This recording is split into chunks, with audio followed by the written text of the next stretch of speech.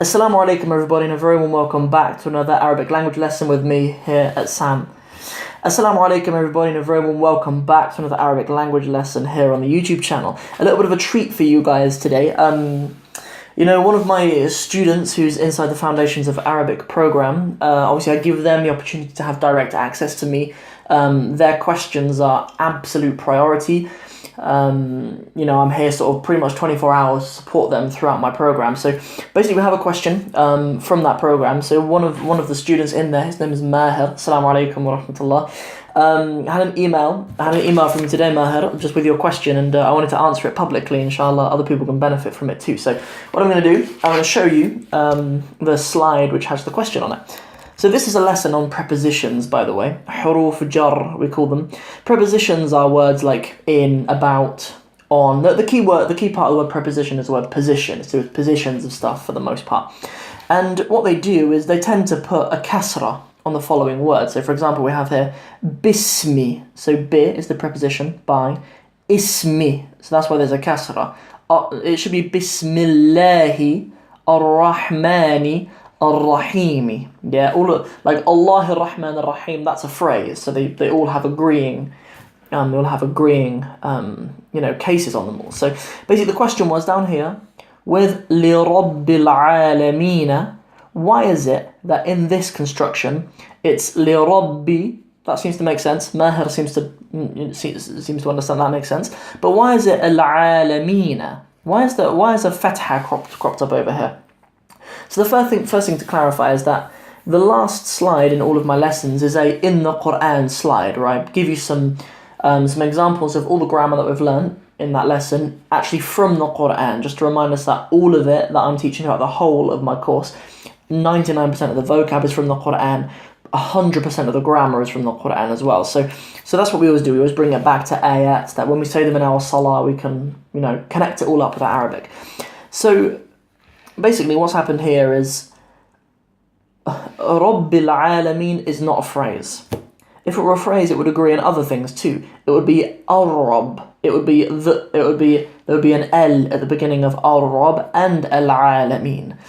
And they would agree in case too. But so basically this isn't a phrase. That's the first thing. The second thing is that the word al-Alamina, although it doesn't have a kasrah, it is Majruur. It is still Majruur. It is still the I case, as we can call it, or Majruur is the correct Arabic term, or Majruur, or what's another term for it?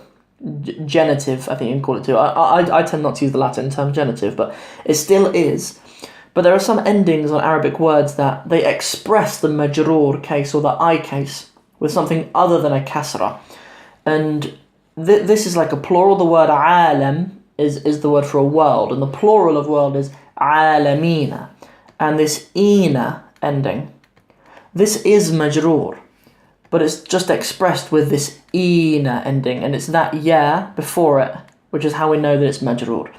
If it wasn't majroor, if it was the other case that we've encountered in this course so far, if it was marfu', or I think we call it the nominative, I think in the Latin term is, or the U case, it would be una, it would be al-alamuna, if it was to express that case. But when it's expressing the kasrah case, or the I case with the majroor, it's al-alamina. So actually, in case, it does agree with Rabb, with ar-Rabbi, but that isn't why. It's not because it's a phrase that it needs to agree. It needs to be this majroor, or this kasrah case, for a little bit of grammar, which we call an Idaafa. Actually, what's going on here is what we call an Idaafa. We'll learn about that in lesson 19, inshallah, so it's a little bit of a way away. But, I do deliberately leave these here, so some students can crop up and can ask about it, what. And the fact that you've asked the question is really promising, because it shows you've understood all the stuff that we covered in the lesson, and anything that hasn't is something that's going to be covered in lesson 19. So, so that's it really. An Idaafa construction, in short, just what exactly is going on here, is the meaning of it is for the Lord of the worlds. And when you have a possessive construction like this, it's the Lord of the worlds. The same as you can have the servant of Allah, or the man of the house, or something like that. You use something called an Idaafa construction, and that's what's going on here. And the second part of an Idaafa also needs to be the Majruur, Okay, so that's why العالمين is the majruur case. It's quite a lot of bits and bobs of grammar in that, but that's the whole answer. Obviously, the joy of this being a video is you can go back and watch it. And so that's the short explanation. Obviously, get back in touch with me if you need any more clarifying of that. And enjoy the next video. Lesson 3 is up, by the way. Yeah, Maher, lesson 3 is up, by the way. I'll let you know in the email that I'll send to you in a second. But yeah, lesson 3's up. All the videos are out every Monday.